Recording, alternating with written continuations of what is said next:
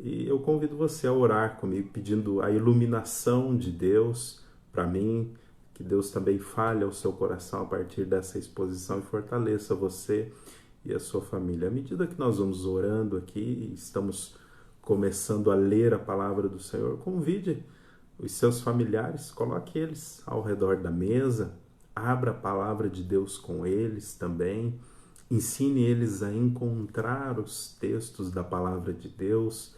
Aproveite esse momento para orarem como família, para cantarem, para serem instruídos também pela palavra do Senhor.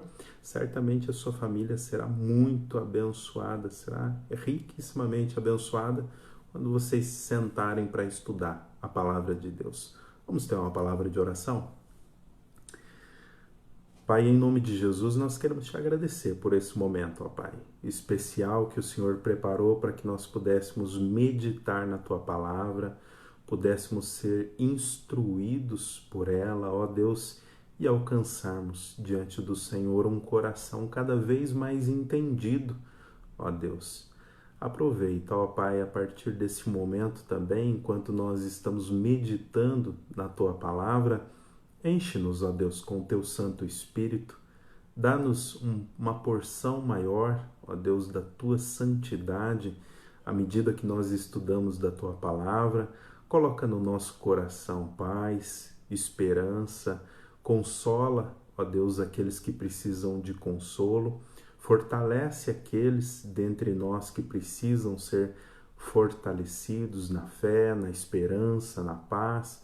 Ó Deus, ajuda o nosso povo a que seja um povo cada vez mais forte e cada vez mais a imagem de nosso Senhor Jesus Cristo, até aquele grande dia.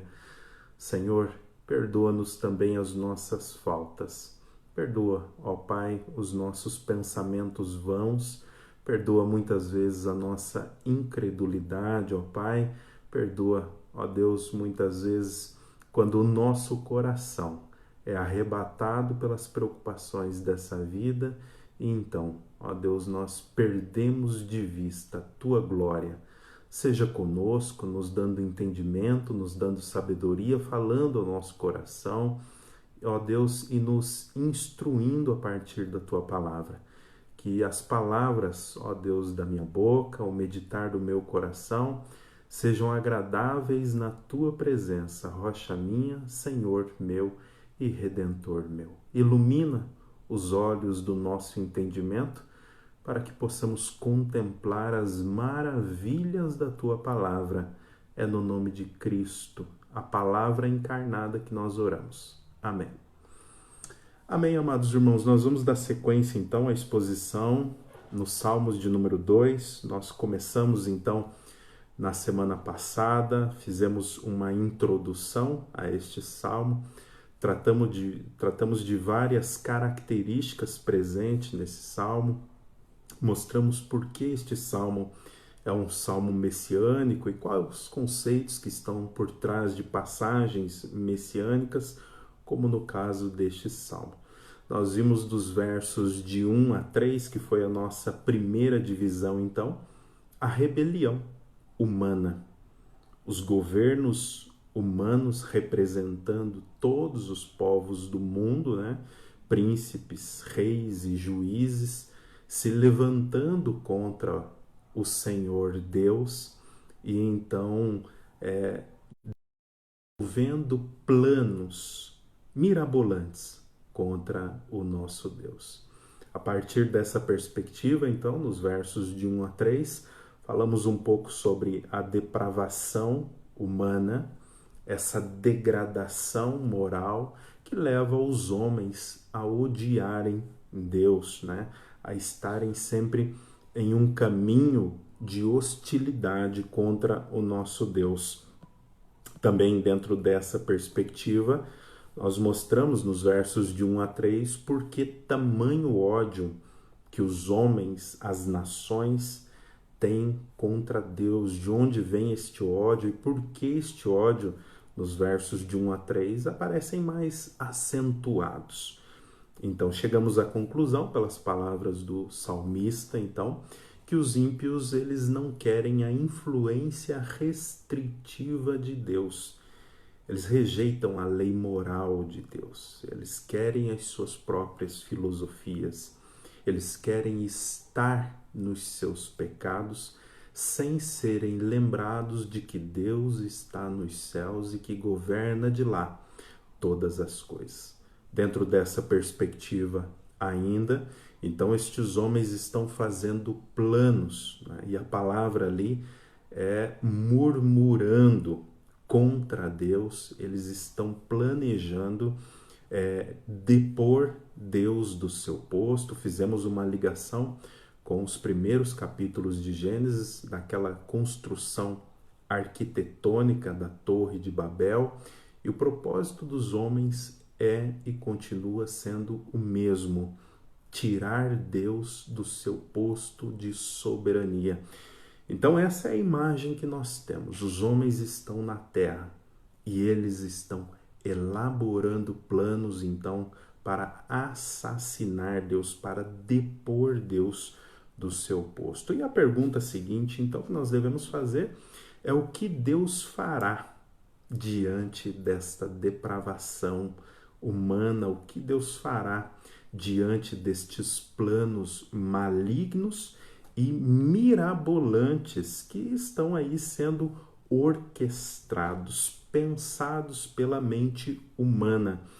O que nós vemos agora, então, na próxima exposição, nessa segunda parte da exposição, é aquela parte que vai dos versos 4 a 9, em que é tratado a respeito da reação divina e os planos de Deus diante dos planos dos homens.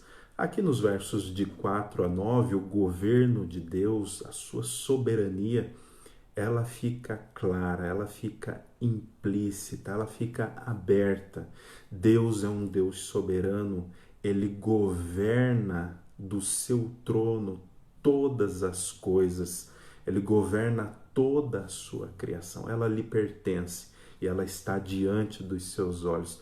Os versos 4 a 9, então, você deve perceber que existe uma mudança de perspectiva e o salmista quer que nós percebamos isso.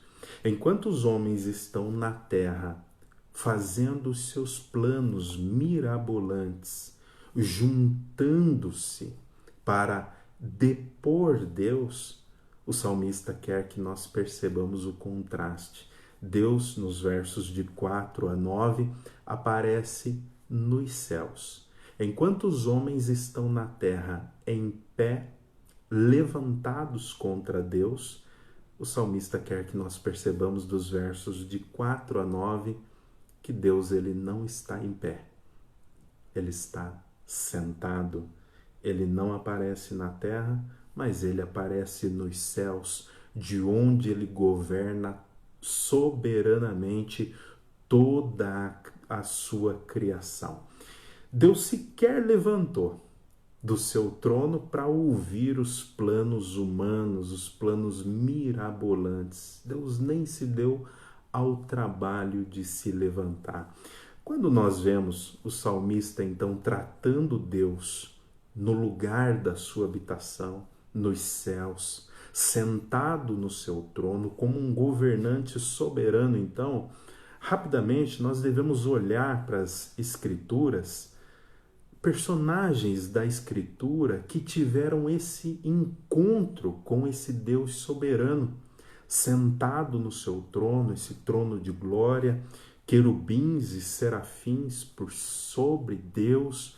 E como eles se comportaram, qual foi o comportamento destes homens, destes personagens bíblicos, ao terem este encontro com este Deus soberano que governa sobre toda a sua criação, né? Eu quero ver com vocês a imagem que está no livro do profeta Isaías.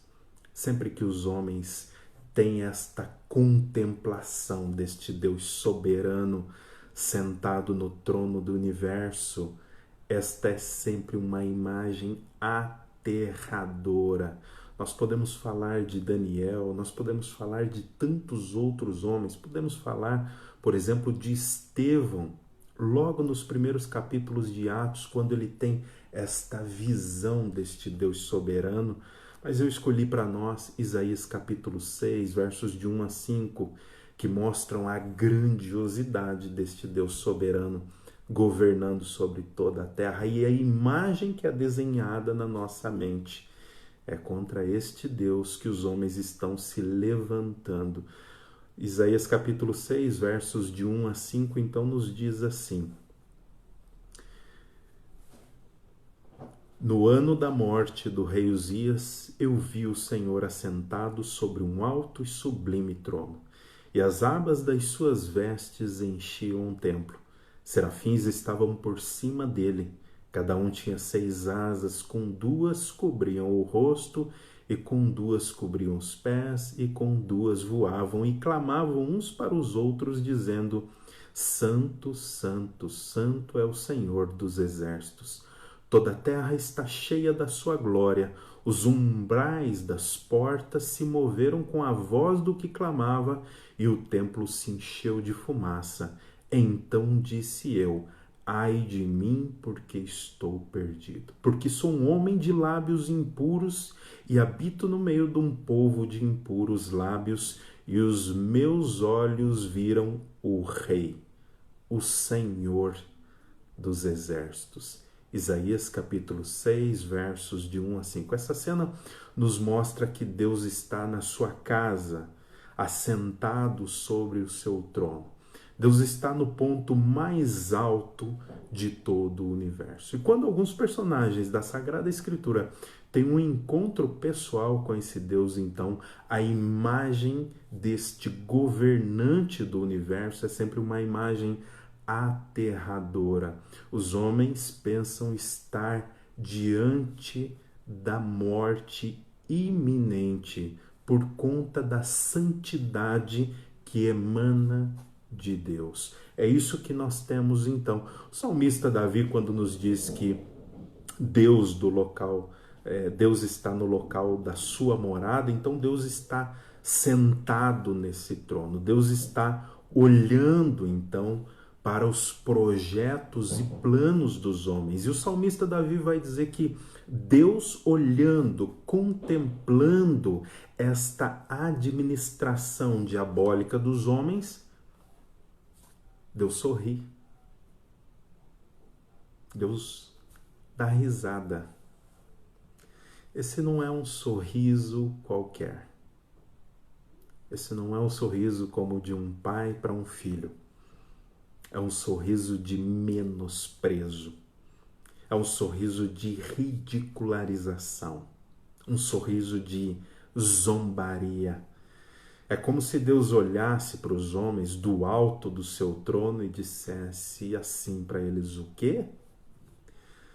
Você vai se levantar contra mim? O quê? Todos vocês vão se levantar contra mim? Vocês todos? Né? Vocês pretendem ter sucesso nesse plano mirabolante de vocês?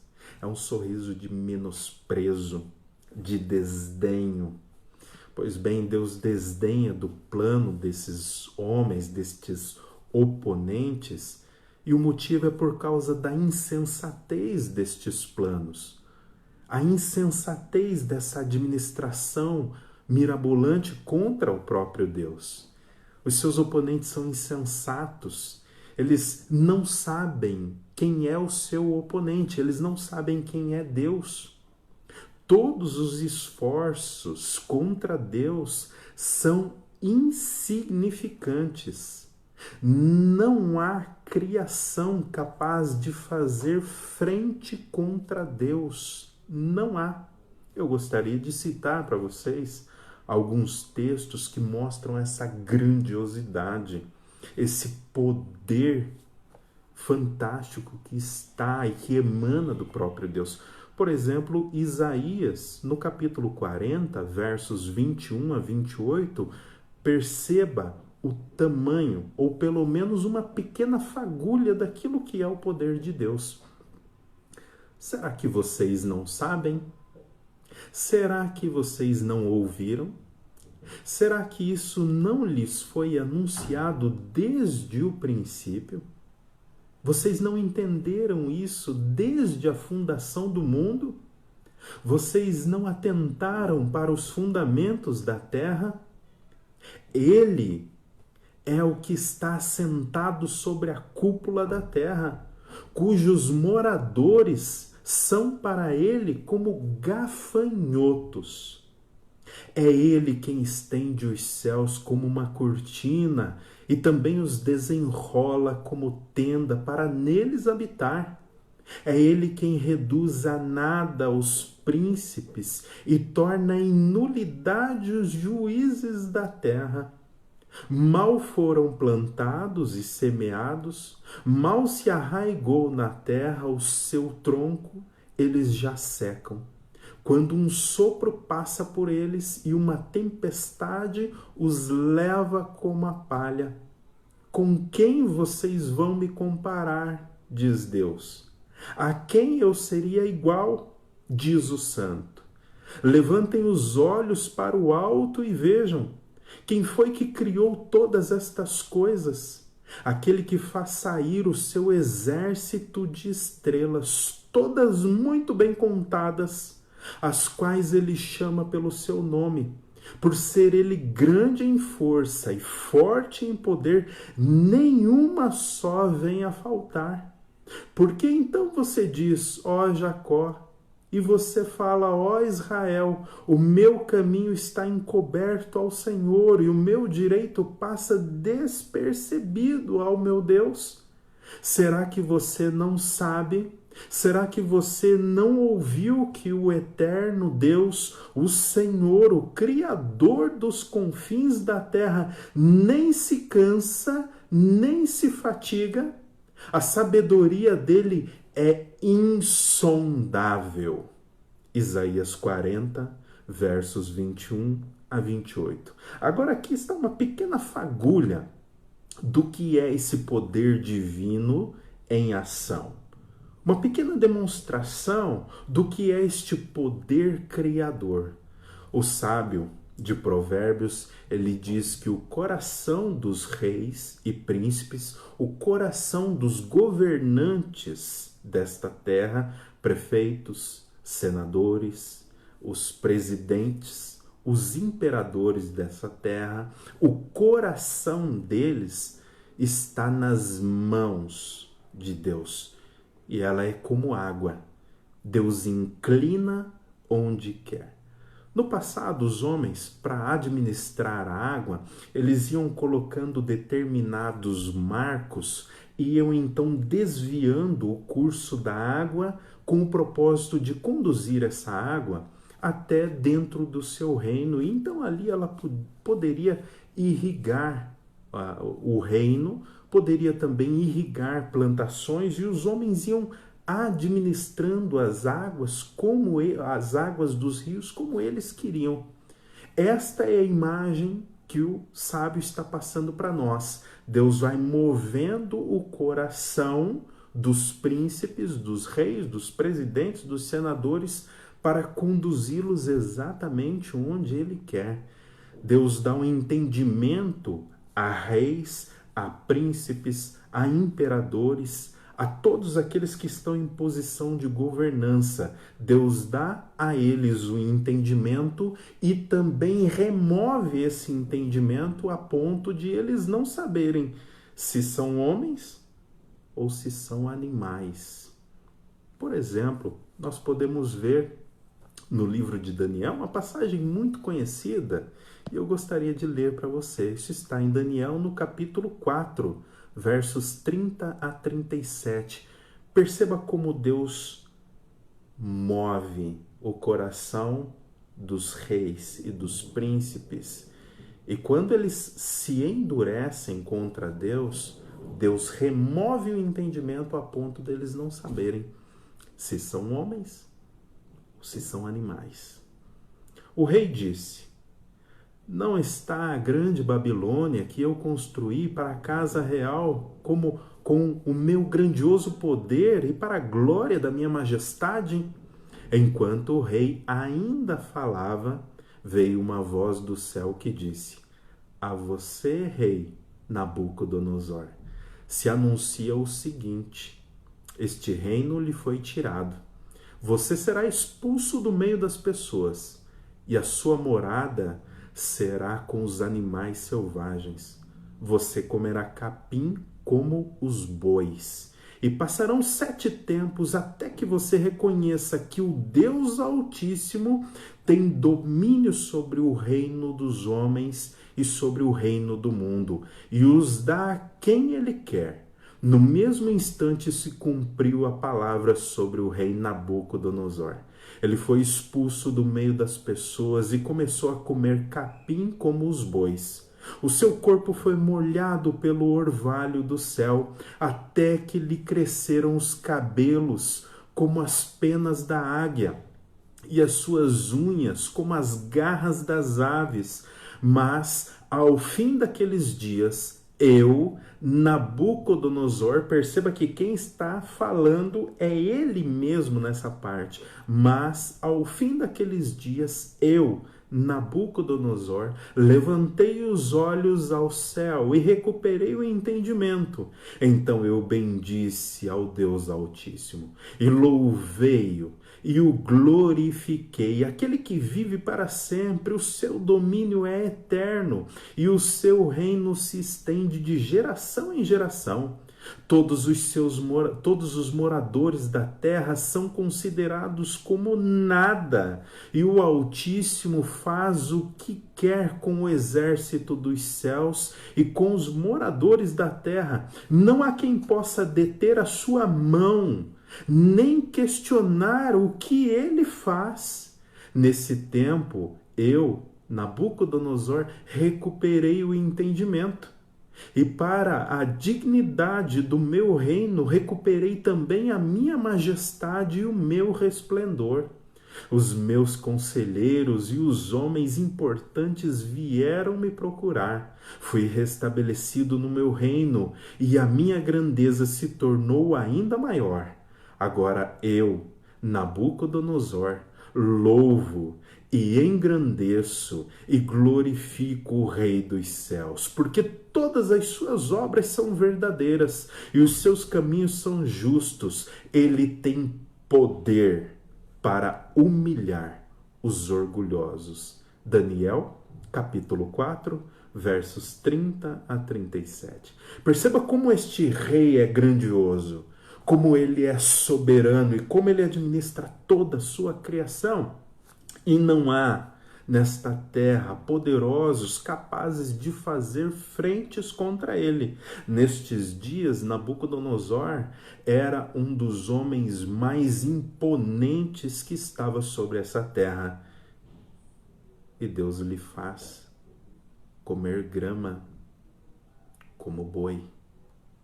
Perceba a grandiosidade desse Deus. Mas agora há um problema. E o salmista quer que nós percebamos isso no capítulo 2 dos Salmos. Ele diz que os seus oponentes conseguiram enfurecer este Deus que governa sobre todas as coisas. Este Deus que é soberano, que é majestoso, que é grandioso, que administra todas as coisas. Coração de reis, de príncipes e de juízes está nas suas mãos. E o salmista diz que os homens, planejando contra Deus, conseguiram enfurecer esse Deus. E ele vai falar agora com estes homens na sua ira. Verso de número 5 do capítulo 2 dos Salmos. Isso significa que Deus está incendiado. Deus está ardente. É como se Deus estivesse respirando pelas narinas, como se fosse um touro enfurecido, saindo fumaça pelas narinas. É desse jeito que os homens conseguiram deixar Deus agora. Deus está muito bravo, muito irado. O motivo dessa ira, meus amados irmãos, é porque Deus é justo, é porque Deus é santo e Ele não suporta o pecado dos seus oponentes. Ele não suporta a rebelião dos seus oponentes. Os seus oponentes não sabem quem são e não sabem quem é Deus. Eles não conhecem o poder daquele que se assenta no trono do universo. O salmista, no Salmo de número 5, versos 4 a 6, diz o seguinte: pois tu não és Deus que se agrade com a iniquidade, e contigo não subsiste o mal. Os arrogantes não permanecerão na tua presença. Deus, tu odeias todos os que praticam a iniquidade. Tu destróis os que proferem mentira. O Senhor abomina o sanguinário e o fraudulento. Salmos 5, versos 4 a 6. Neste exato momento, Deus está irado. É como se fosse um touro bravo, soltando fumaça e respirando pelo nariz. É essa a imagem que nós temos no Salmo de número 2. Deus está muito irado.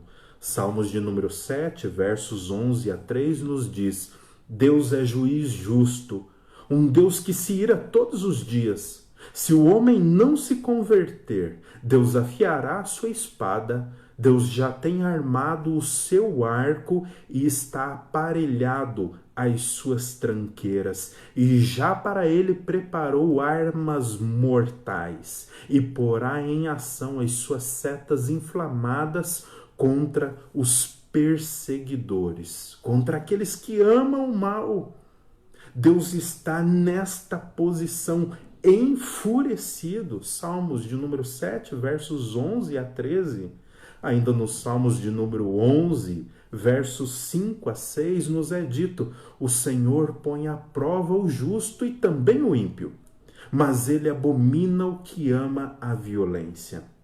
Fará chover sobre os perversos brasas de fogo e de enxofre, e vento abrasador será a parte do cálice deles. Salmos 11, de 5 a 6. Essa é a posição de Deus. Ele está nos céus, sentado no seu trono. E estes homens que estão na terra agora conseguiram enfurecer Deus. E por causa da sua santidade, por causa da sua justiça, estes homens não ficarão impunes. Deus, então, é demonstrado nos Salmos como um Deus guerreiro contra os seus inimigos. Um Deus potente, um Deus poderoso contra quem ninguém consegue fazer frente. Não importa os planos dos homens. Não importa o que eles estão fazendo nesse momento. Esta é a imagem que o salmista está passando para nós. Não importa quanto eles definem e administram os seus planos contra Deus e contra o povo de Deus. Não importa. Deus fará o seu plano prosperar. Deus fará o seu plano se mover. Deus instalará o seu plano.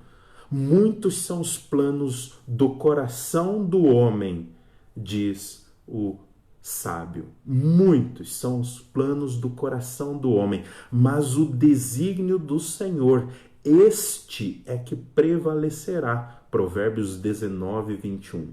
Este mundo, aos olhos humanos, meus amados irmãos, ele é uma democracia em alguns lugares, mas aos olhos de Deus, não. Ele é uma teocracia. Não são os homens que mandam. Não é a vontade dos homens que é levada à frente. É a vontade de Deus que se estabelece sobre todas as demais vontades. Deus é o governador do mundo e ele está sentado no seu trono. Portanto, Deus diz no verso 6: não importa os planos de vocês, eu tenho estabelecido o meu rei sobre Sião, sobre Jerusalém, meu santo monte. Aqui tem uma referência a 2 Samuel 7, versos 8 a 16, a respeito da aliança que Deus faz com o salmista Davi.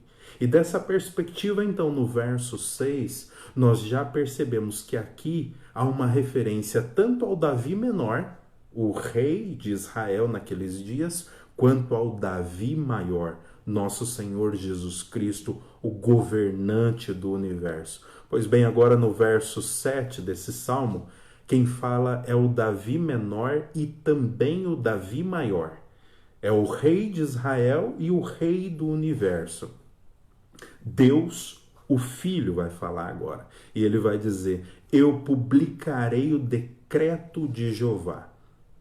Essa afirmação, no caso de Davi, significa que ele tem um compromisso de conduzir o seu povo conforme a lei de Deus, pelo caminho da retidão da lei do Senhor.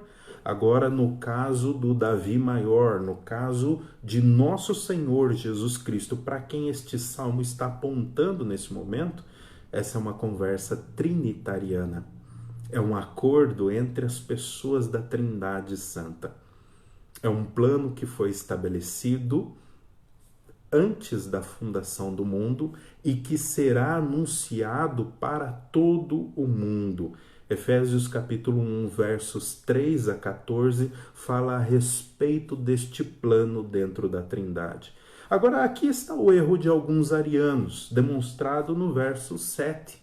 Algumas pessoas, quando elas olham para o versículo de número 7, elas pensam que a palavra gerado, que aparece ali no verso 7, é que houve um tempo em que o Messias, nosso Senhor Jesus Cristo, ele não existia. Houve um tempo em que ele foi criado por Deus, quando o salmista diz: tu és o meu filho, hoje te gerei. Então, a heresia ariana, que é defendida ainda hoje por muitos grupos religiosos, diz que houve um tempo em que nosso Senhor Jesus Cristo ele não existia. Como entender isso? É necessário deixar a Escritura falar. A Escritura precisa nos ensinar em todos os tempos para nós não incorrermos em erros gravíssimos como esse. O apóstolo Paulo, quando ele está em Perge, na Panfilha, e ele está ali anunciando a palavra de Deus, ele visita este salmo, ele utiliza este salmo, e quando ele visita este salmo de número 2, ele faz duas coisas. Primeiro, o apóstolo Paulo liga este termo gerado que está no salmo de número 2 à ressurreição de nosso Senhor Jesus Cristo e não à criação dele. Segunda coisa que o apóstolo Paulo faz é mostrar que o Davi menor e o Davi maior podem ser vistos intercambiáveis nessa fala do Salmo 2. E eu quero que você perceba isso. Perceba que a palavra gerado aqui está falando sobre a ressurreição de nosso Senhor Jesus Cristo e não sobre a sua criação. Isso está em Atos, no capítulo 13, versos 32 a 37. E diz assim: e nós, diz o apóstolo Paulo, vos anunciamos que a promessa que foi feita aos nossos pais, Deus a cumpriu a nós, os seus filhos, ressuscitando a Jesus, como também está escrito no Salmo 2. Perceba que naqueles dias, para o apóstolo Paulo, este já era o Salmo 2.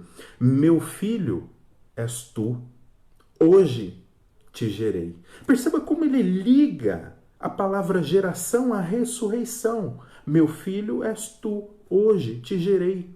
Ele visita isso para tratar desta questão da ressurreição de nosso Senhor Jesus Cristo, enquanto ele, Paulo, está anunciando o Evangelho. O texto ainda continua dizendo: e que ressuscitaria dentre os mortos para nunca mais tornar a corrupção.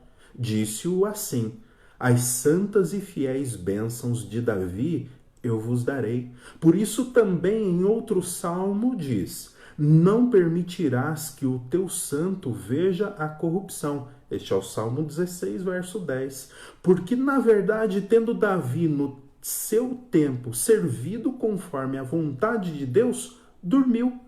Foi posto junto de seus pais E ele, Davi, viu a corrupção, mas aquele a quem Deus ressuscitou, nosso Senhor Jesus Cristo, nenhuma corrupção viu.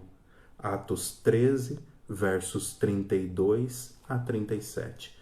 Pelo testemunho da Sagrada Escritura, meus amados irmãos, o apóstolo Paulo nos diz que o verso 7 deve ser interpretado como se a terra fosse um ventre de onde nosso Senhor Jesus Cristo, então, ressurgiu.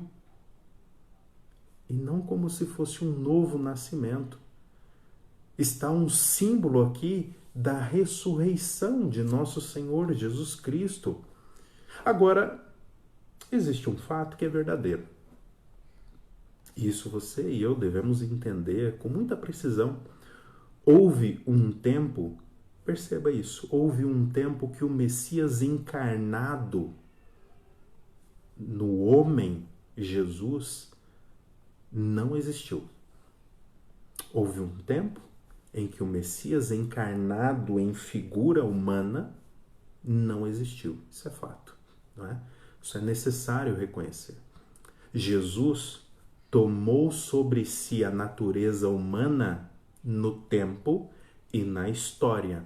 Antes disso, nosso Senhor Jesus Cristo era Espírito unido na Trindade Santa. Perceba isso.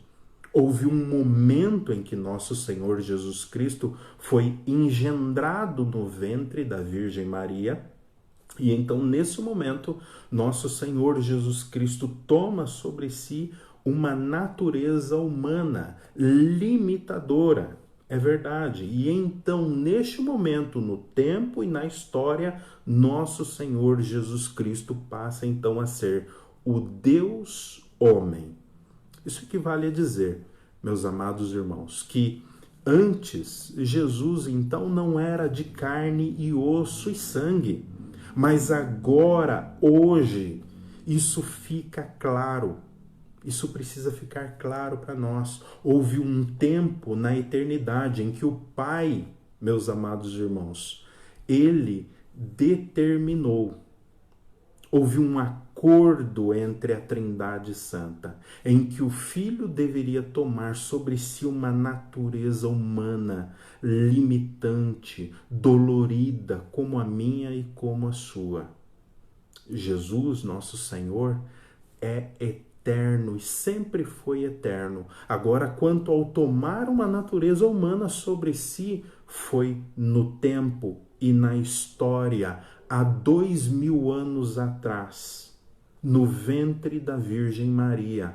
Aprove a Deus um ato de magnitude tal, que agora é relatado aqui no verso de número 7. Que isso possa ficar claro para nós. Também a confissão de fé de Westminster é esclarecedora para nós nesse ponto, quando ela trata das pessoas da Trindade. Ela fala disso no capítulo 2, de Deus e da Santíssima Trindade. Ela diz assim: na unidade da divindade existem três pessoas de uma mesma substância, poder e eternidade. Nenhuma das três foi criada. Deus o Pai, Deus o Filho e Deus o Espírito Santo. O Pai não é de ninguém, não é nem gerado e nem procedente. O Filho é eternamente gerado do Pai. O Espírito Santo é eternamente procedente do Pai e do Filho. O Concílio de Nicéia, em 325, foi reunido pelo imperador Constantino para tratar de muitas coisas, especificamente de uma heresia ariana. E este Concílio de Nicéia, em 325, afirmou o seguinte: o Filho único de Deus é gerado do Pai antes de todos os séculos. Ele é eterno. Ele é luz de luz. Ele é Deus verdadeiro de Deus verdadeiro. Ele é gerado e não criado. Ele é consubstancial com o Pai, de mesma substância, de mesma essência. Como podemos ver, meus amados irmãos, tanto pelo testemunho da Sagrada Escritura, quanto pelo testemunho de grandes teólogos do passado que foram levantados por Deus para defender a eternidade de nosso Senhor Jesus Cristo. É afirmado, nosso Senhor Jesus Cristo é eterno. Ele nunca, meus amados irmãos, nunca houve um momento em que nosso Senhor Jesus Cristo não existisse. Agora devemos afirmar com absoluta certeza que houve um tempo na história humana em que este Senhor toma sobre si a natureza humana, limitante. E esta natureza humana agora está com nosso Senhor Jesus Cristo, depois de toda a sua obra e depois da sua ressurreição. Ele está agora em um corpo glorificado, que eu e você veremos na eternidade. Agora Deus deu a este Filho soberano um nome que está sobre todo nome. É isso que o salmista quer que a gente perceba. Deu a este Filho um nome que é sobre todo nome. O apóstolo Paulo fala disso em Filipenses 2, de 9 a 11, quando ele diz assim: por isso também Deus o exaltou sobremaneira. Ele deu um nome que está acima de todo nome, para que ao nome de Jesus se dobre todos os joelhos nos céus e na terra e debaixo da terra, e toda língua confesse que Jesus é Senhor, para a glória de Deus, o Pai. Filipenses capítulo 2, versos 9 a 11. Ouça o que o apóstolo Pedro diz, meus amados irmãos, no seu poderoso sermão, logo depois do evento do Pentecostes. Atos capítulo 2. Perceba o poder agora que é dado a nosso Senhor Jesus Cristo por esta obra redentora. O apóstolo Pedro, um pescador simples, mas feito apóstolo do Senhor, diz isso aqui, ó: israelitas, escutem o que eu vou dizer a vocês. Jesus o Nazareno, homem aprovado por Deus diante de vocês com milagres, prodígios e sinais, os quais o próprio Deus realizou entre vocês por meio dele. Como vocês mesmos sabem, a este, conforme o plano determinado e a presciência de Deus, vocês mataram. Vocês o crucificaram por meio de homens maus. Porém, Deus o ressuscitou, livrando-o da agonia da morte, porque não era possível que fosse retido por ela. Porque Davi fala a respeito dele, a respeito de Jesus, dizendo: eu sempre via o Senhor diante de mim, porque ele está à minha direita, para que eu não seja abalado. Por isso o meu coração se alegra e a minha língua exulta. Além disso, também a minha própria carne repousará em esperança, para que não deixarás a minha alma na morte, nem permitirás que o teu santo veja a corrupção. Fizeste-me conhecer os caminhos da vida e me encherás de alegria na tua presença. Continua o apóstolo Pedro dizendo: irmãos, permita-me lhes falar claramente a respeito do patriarca Davi.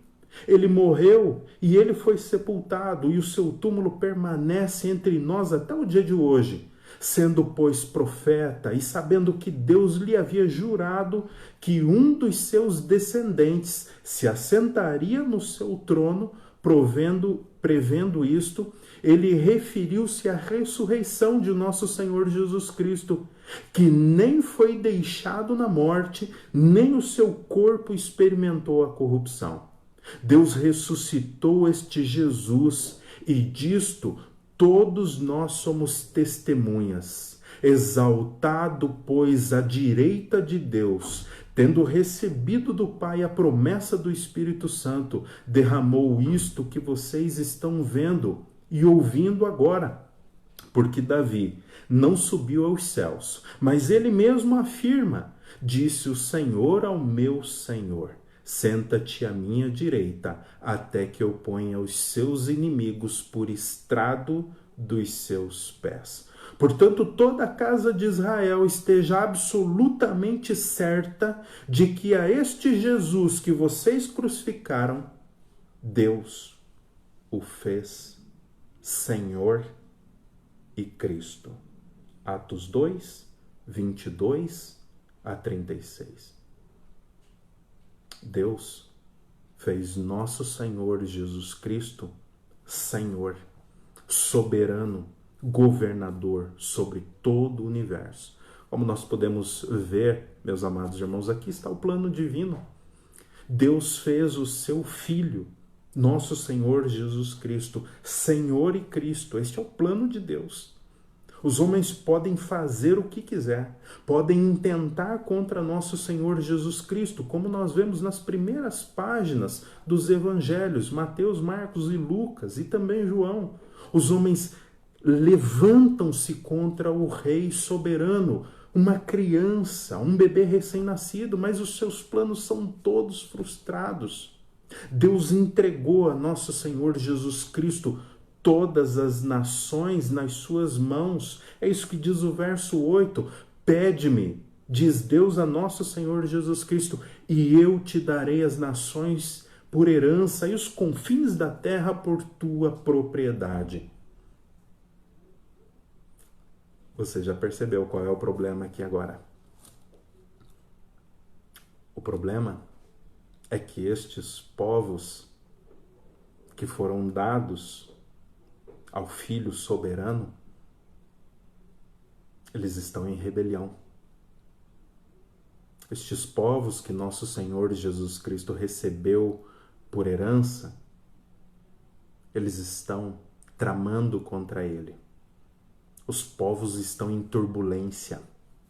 Existe uma anarquia, uma revolta desenfreada dos homens contra ele, contra o seu senhorio, contra a sua lei. Mas todas essas nações foram colocadas nas suas mãos. A pergunta agora é: o que o Filho fará com estas nações? O que o Filho fará com estes homens?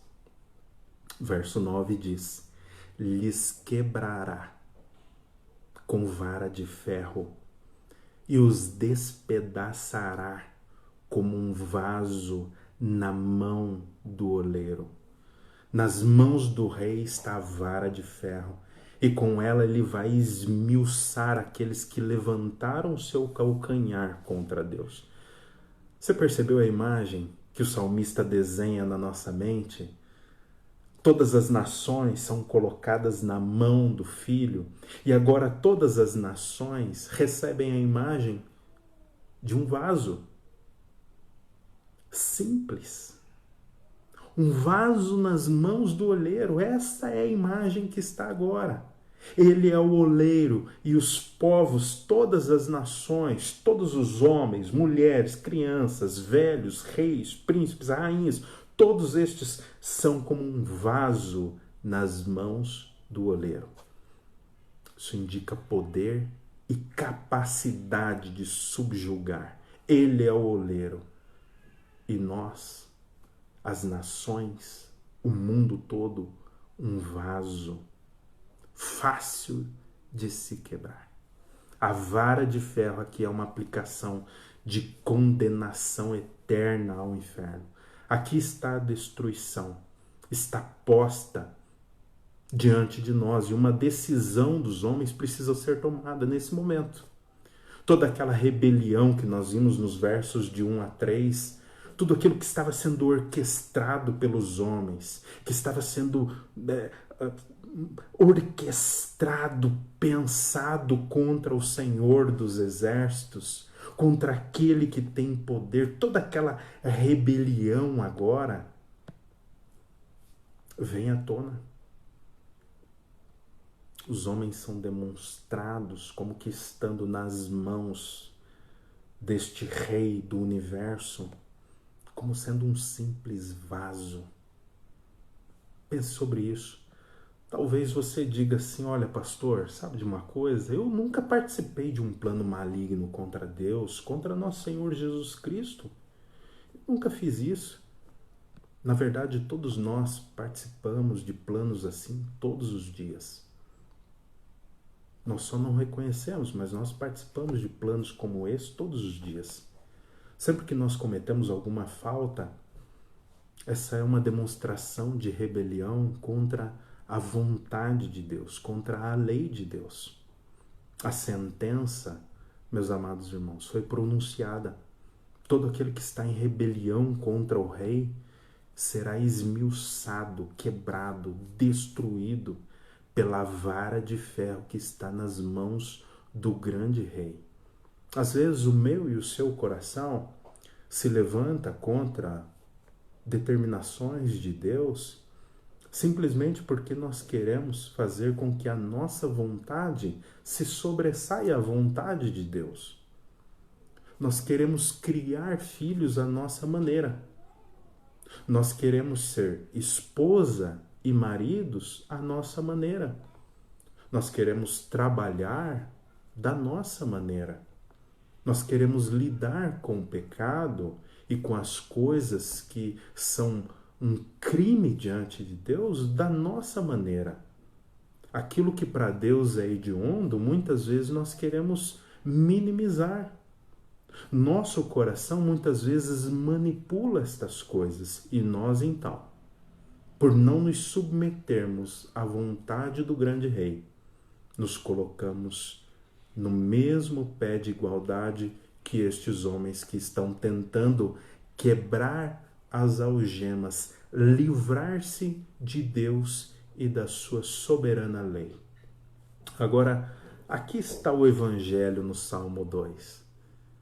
Algo que nos anima em anunciar, algo que enche o nosso coração, algo que os pregadores precisam encontrar nos textos do Antigo Testamento para que não haja dúvida. O Evangelho foi anunciado no Antigo Testamento, assim como está sendo anunciado no Novo Testamento. É disso que nós vamos tratar agora. Existe uma boa mensagem, existe uma mensagem de alegria, existe uma mensagem de ânimo. Para aqueles que estão em rebelião contra Deus, Deus lhes envia uma mensagem. Deus lhes envia uma boa nova. Uma luz agora é colocada diante dos homens, diante de todos os homens. Aqui está um símbolo da graça, um símbolo do Evangelho, um momento oportuno de arrependimento para todos os homens. É aquilo que está nos versos de 10 a 12. A resposta humana agora é exigida diante desta mensagem que Deus coloca diante de nós. Versos 10 a 12 nos diz assim: Agora, pois, ó reis, sejam prudentes. Vocês viram a minha glória, o meu poder? Então sejam prudentes. Deixem-se advertir, juízes da terra. Sirvam o Senhor com temor e se alegrem nele com tremor. Beijem o Filho, para que não se ire e não pereçam vós no caminho, porque em breve se acenderá a sua ira novamente. Bem-aventurados todos aqueles que nele se refugiam. Os versos de 10 a 12 agora muda o tom. Lembre-se que Deus estava enfurecido no seu trono, mas ele estabelece a sua vontade. Deus está irado contra os pecadores, mas ele estabelece a sua vontade. O tom agora mudou. A vontade de Deus anuncia para os homens uma boa nova, o Evangelho. O tom muda para um tom de misericórdia agora. Em vez de julgamento e de destruição iminente, o tom agora é um tom de misericórdia. É oferecido aos homens a possibilidade de um arrependimento, antes que pereçais no caminho, diz o verso 12. Perceba que há uma oportunidade. Existe aqui um anúncio do Evangelho muito claro, uma mudança de tom muito clara. O Evangelho sendo anunciado já no Antigo Testamento. A mensagem central do Evangelho é essa. É um chamado ao arrependimento, que deve ser proclamado em alto e bom som por toda a terra. Deus está chamando aqueles que levantaram o seu calcanhar contra ele, aqueles que estão em rebelião contra ele, ele os está chamando ao arrependimento. Há aqui uma mensagem de graça, de misericórdia, de amor sendo enviado àqueles que são oponentes de Deus. Estes reis, estes príncipes, estes juízes que aparecem aqui agora, nos versos de 10 a 12, eles são os representantes de todo o mundo, de todo o globo, de toda a terra. Eles representam todo o povo. Vocês ouviram isso? É como o salmista está dizendo. Vocês ouviram isso? Vocês estão ouvindo o que Deus está dizendo? Deus está dizendo assim: não existe um reino maior do que o meu. É isto que Deus está dizendo para os governantes dessa terra, príncipes, imperadores. Não existe um reino maior do que o meu. O salmista ainda olha para os juízes e dizem: vocês ouviram isso? Não existe um tribunal maior do que o tribunal dele. Não existe um trono maior do que o trono no qual ele se assenta. Ouça o que diz a Escritura a esse respeito sobre a glória e a grandeza desse tribunal celestial. Eu vi um grande trono branco, e aquele que está sentado no trono. A terra e o céu fugiram da presença dele, e não se achou lugar no céu. Eu vi também os mortos, os grandes e os pequenos que estavam em pé diante do trono. Então foram abertos os livros. Ainda outro livro, o livro da vida, foi aberto. E os mortos foram julgados neste trono, neste tribunal. Mortos e vivos, grandes e pequenos, foram julgados segundo as suas obras, conforme o que estava escrito nos livros. Apocalipse 20, versos 11 a 12. O que os reis e príncipes e juízes devem fazer nesse momento? Confrontados com esse poder, confrontados com este Deus a quem ninguém pode fazer frente, confrontados com este Deus que está irado, mas que estabelece uma mensagem de graça e de misericórdia. O que eles devem fazer? Eles devem baixar as suas armas, eles devem entregar os planos, eles devem se render.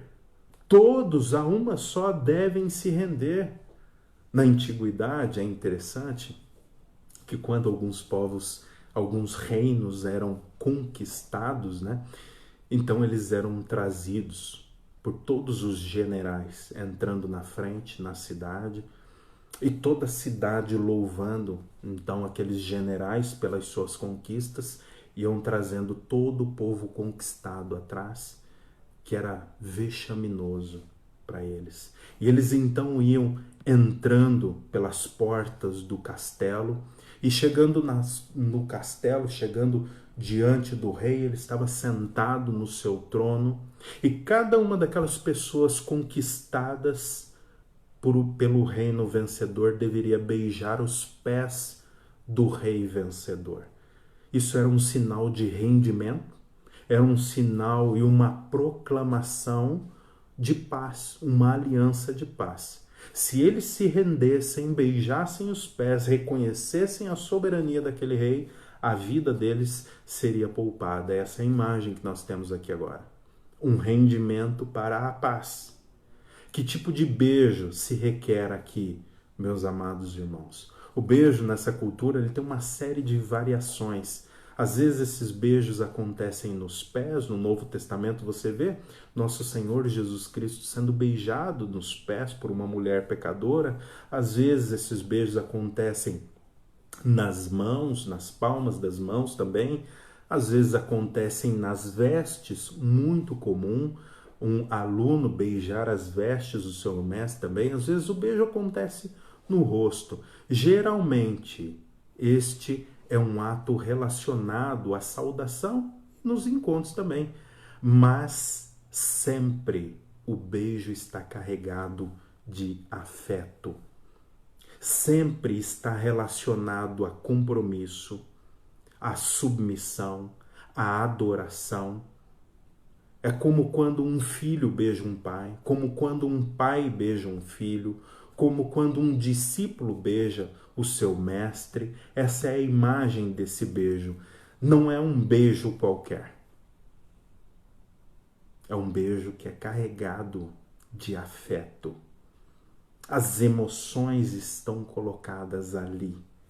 Nesse caso, o beijo sempre No caso de nosso Senhor Jesus Cristo, sempre deve estar carregado de afeto e de amor. O salmista ainda completa então: meus amados irmãos, beijem o filho para que ele não se ire. É o exato oposto do beijo dado por Judas Iscariotes. É um beijo bastante diferente. É um beijo que deve ser dado no filho e que indica submissão da nossa vontade à vontade dele. É um beijo que também precisa indicar amor. Submeter-se a Deus, até o diabo submete-se. Mas ele faz isso com um espírito contrário. O diabo não se submete a Deus com um espírito livre, com um espírito tranquilo, com um espírito de amor. É sempre com um espírito contrário, sempre com um espírito de rebelião. Não é esse tipo de submissão que Deus requer. Não é esse tipo de beijo que Deus requer. Deus requer um beijo, uma aproximação humilde, amorosa, entregando todas as armas, submetendo-se à vontade de Deus com um espírito quebrantado. O salmista completa ainda: sirvam ao Senhor com temor e tremor. Beijem o filho então, para que não despertem a sua ira. Servir a Deus com temor e tremor é o mesmo que dar um passo atrás. É quando você e eu reconhecemos que não estamos na presença de um qualquer. É dessa maneira que nós devemos nos achegar a Deus. É com este espírito, sabendo que não estamos na presença de um como nós, mas estamos na presença do governador soberano do universo. Aqui está a oferta gratuita do Evangelho no Antigo Testamento, meus amados irmãos. Beijem o Filho, rendam-se ao senhorio do Messias de Deus. Aqui está aqueles que são bem-aventurados no Antigo Testamento. São aqueles que foram resgatados da ruína por confiarem na promessa de Deus. Eles agora têm paz com Deus. Você se pergunta, como é que os homens do Antigo Testamento eram salvos, pastor? Aqui está a resposta. Eles eram salvos confiando na promessa de Deus, na promessa do Messias que viria no futuro. Eles se rendem a sua vontade a este senhorio, eles colocam a sua fé nesta promessa de Deus e então são justificados, assim como Abraão, pela fé. Estes homens agora justificados pela fé nesta promessa deste Messias anunciado de antemão, lá em Gênesis capítulo 3, verso 15, anunciado para Adão e Eva. Ele era conhecido entre o povo judeu, ele era conhecido entre o povo hebreu, e é pela fé nesta promessa de redenção deste Filho que estes homens são salvos. São estes que são os bem-aventurados no Antigo e no Novo Testamento. São aqueles que colocaram a sua fé na promessa de Deus, confiaram na graça, na misericórdia de Deus, entregaram todas as suas armas. Agora eles não estão mais em rebelião contra Deus, eles estão caminhando diante da face de Deus, coram Deo, diante da face de Deus. É esta perspectiva que a Escritura quer para mim e para você. Aqui está o Evangelho. É um chamado para que eu e vocês, cada um de vocês que estão me ouvindo, rendam as suas armas a Deus, entreguem os seus planos, todas as demais coisas e submetam-se à vontade de Deus. As portas do paraíso agora estão abertas nos versos de 10 a 12 do Salmo 2. Deus abriu as portas do paraíso que é Cristo Jesus para todos aqueles que querem se render. Aqueles que querem escapar da ira devem confiar plenamente no Filho, nas suas promessas, devem adorá-lo, se sujeitar a ele, beijá-lo, render-se ao seu governo. Mas aqueles que não se renderem, brevemente serão visitados pela ira de Deus. Afastem-se deles. Afastem-se deles. Aqueles que ouviram o Evangelho e que continuam a rejeitar o Evangelho, continuam a desdenhar de Cristo, continuam a desdenhar de Deus, mesmo depois de tantas exortações. O coração deles já endureceu. Pelas suas más práticas, pelas suas más obras, o coração deles está endurecido. Eles pensam que conhecem a Deus, mas eles não conhecem. Eles pensam que podem depor Deus do seu posto. Eles pensam que vencerão Deus naquele dia, mas não haverá para eles misericórdia naquele dia. Tudo que restará para eles será sentença de condenação. Gostaria de dizer a você, pelo menos 3 formas como nós podemos aplicar essa instrução do Salmo de número 2. A primeira aplicação é que diante do nosso Deus, o Pai de nosso Senhor Jesus Cristo, existem apenas 2 caminhos. Não são 3, não são 4. São apenas 2 caminhos. É o caminho do céu ou o caminho do inferno. É o caminho do Evangelho ou é o caminho da condenação. E nós devemos tomar essa decisão todas as vezes que nós ouvimos um novo sermão. Nós devemos olhar e pedir: Senhor, conforma-me a tua vontade. Essa é uma oração simples para todos nós. Existem apenas 2 caminhos e você deve seguir pelo caminho do Evangelho, pelo caminho da santidade, pelo caminho da retidão, pelo caminho proposto por Deus. Ninguém conseguirá fazer frente a este Deus naquele dia. Nem os homens, com todo o seu poderio bélico, vão poder fazer frente a este Deus. Deus está propondo o Evangelho e o caminho do Evangelho, e por este caminho nós devemos trilhar a nossa vida, devemos caminhar por ele. Este é o caminho da misericórdia, é o caminho da graça, é o caminho para todo aquele que se arrepende.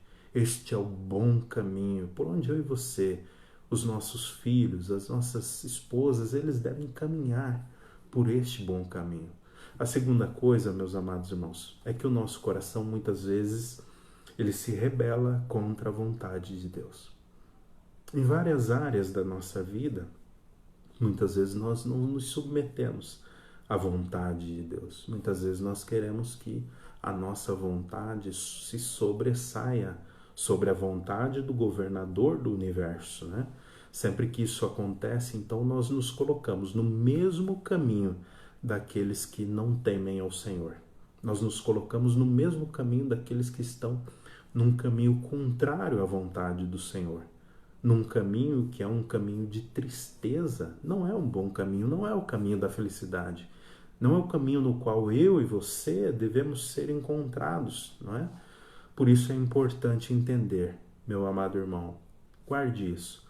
O Evangelho é uma declaração contínua de misericórdia, porque é um chamado contínuo ao arrependimento. Terceira coisa, o mundo está cheio de alianças contra Deus. Existem alianças políticas, existem alianças de todas as formas contra Deus. Os homens rejeitam a Deus por natureza, levantam-se contra Deus por natureza. E a igreja é chamada, a missão é chamada a proclamar a graça e a misericórdia de Deus nesse mundo hostil contra Deus. Portanto, os crentes devem esperar sempre oposição, por causa da exposição. Mas você e eu não precisamos temer. Lembre-se, o meu e o seu Deus é o governador do universo. Ele estabelece o seu plano. Aquilo que Deus quer acontecerá comigo e com você. Mas aquilo que Deus não permite, Ele afastará.